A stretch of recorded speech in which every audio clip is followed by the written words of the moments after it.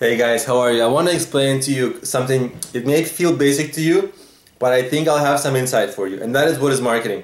And I'm going to give you three very different perspectives on it. I'm going to give you the perspective of what is marketing for the day-to-day business person like I am, like you are. I'm going to give a more holistic approach to marketing, which is like the long-term sort of good practice way of approaching the topic. And then I'm going to explain the economic roots of this subject, but not too academically, just basics. So first of all, what does marketing mean for you and I, right? If I have a small business, you might have a small business. For us, marketing is getting as many clients as possible to our business, exploring as many marketing channels. So for us, it's basically, in simple terms, it's how we promote our business. I mean, that's the marketing is the process of how we get clients. Are we there with the sign saying, hey, be our client? Are we doing some more savvy things like maybe doing some SEO or inbound marketing? Whatever it is, whatever the techniques are to get clients, those techniques, for us, that's marketing. That's all we need to know. Now, there is a better way to look at it, and the better way is more holistic, because marketing is actually not just getting clients. It's also the relationship that you maintain with your clients throughout the lifetime of your business, and you want to extend your relationship with your clients as far as possible. Because if you get a client who comes in, that's great, but if you're there throughout the life, if you have a relationship with them for a long term, they may buy from you again and again and again and again. Amazing. That's what you want. And so marketing is really your product quality, your customer support quality. It's how you communicate with your client, and it's how your client sees you, which is your brand. So that's all marketing. So everything you do, everything that your company embodies, everywhere your company is mentioned or noted, or everywhere you are presenting the message of your company. And that's actually your marketing as well.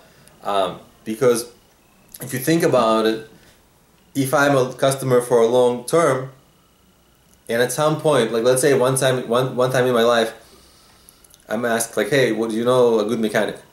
Nobody asked me that ever. But let's say that they do. If I have only short-term relationships with mechanics, I probably wouldn't recommend any. But if I had some mechanic which is amazing and always helps me, and then that's the one I'd recommend. And that's the one I recommend at any time. So the social recommendations also become more frequent if you kind of take this holistic sort of approach and try to have your marketing be the long-term relationship with your client, not just getting them. Although I fully understand getting them, that's so much of my focus all the time is getting new customers, right? But at the same time, if you have the resources, if you're a savvy marketer, you will focus on the long-term relationship with your client and everything that, in every message, every single experience that they have when they deal with your business, and making sure that every single experience is great. That's the holistic view of marketing. Now let's take a look at the kind of historical, economic, what the hell is marketing, right? So market exists. A market exists when there is some need and some solution for this need. They come together and they say, hey, I have a need, you have the solution.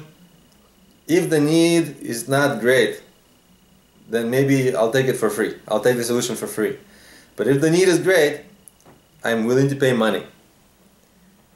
Oh, and the person who solves the problem say, okay, how much money, right? And then they figure out how much money, and in mass, that's a market. Okay. Now the pricing also gets affected by other factors like competition, blah blah blah.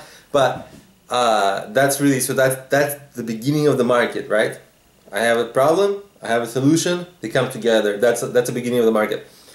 Sometimes, or actually all the time, almost all the time, that's not enough if you are providing the solution, because just the people who know that they need this product, maybe there are not that many of them.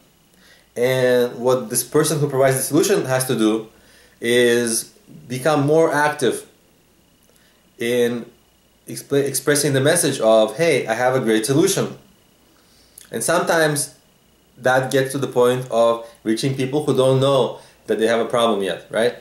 And that begins to kind of resemble sort of this American capitalist consumerist culture.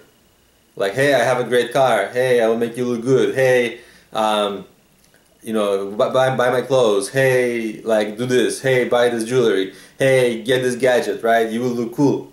All those marketing messages. Really, as humans, we hardly need those things. We really just need basics. But then, because of the mass marketing, it creates this perception of demand in consumers, and consumers go and get this product, right? So the prices can be higher, they can buy more.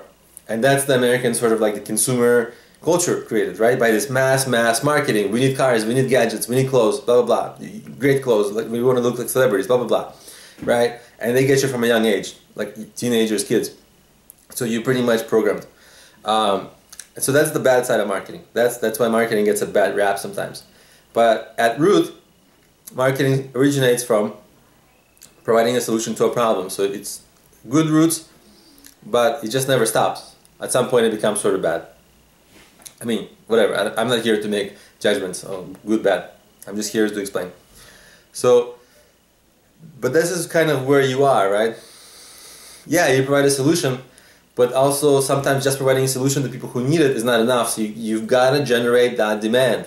You've got to generate that perception in people that they need it, or that awareness that they need it. And that is us in this conversation coming back to my original point, where as a marketer, all I'm focused on is getting more and more inbound, more and more people, more and more customers, because that's what your business needs when you're starting out. No matter if you're good or bad, or if you have an opinion on whether it's good or bad to market, that's what you've got to do. That's the fundamentals of it, because your business is not going to survive if you don't have clients. I mean, this is the lifeline of your, that's how you get the revenue, right? So that's what you got to do. You got to become part of the system, the matrix. Of course, it doesn't have to be all bad. Your business can be good. Like my business, I think it's good because it provides a highly educational experience for people. People learn how to start their business and maybe achieve their dreams and things like that. So my business, it's actually good. I think I'm doing good in the world, right? So your marketing, it doesn't have to be bad. I'm not telling you a product you don't need. I'm only giving it people who have a dream, who kind of like want to start a business, and I'm helping them actually achieve it. So it doesn't have to be bad. In fact, what I'm seeing in many people is a gigantic aspiration to be not just good, but great. I mean, people want to give back, they want to donate to charity. I see a lot of that on my apps, actually.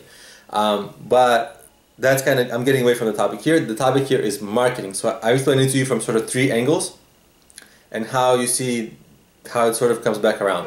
So thanks for watching, guys. I hope it was interesting and insightful. And if it was, please subscribe to my channel. And of course, check out my mobile apps, especially the marketing apps. But the apps come as a business course of 4 apps: business ideas, business planning, marketing, and fundraising. And they're available on iOS, Kindle, Android, Nook. And also you can go to Problemio.com or search for Problemio in any of the app stores, and you'll find my apps. And also I'll have the links to all that stuff in the description of this YouTube video. Thank you for watching, and I'll see you in my next video.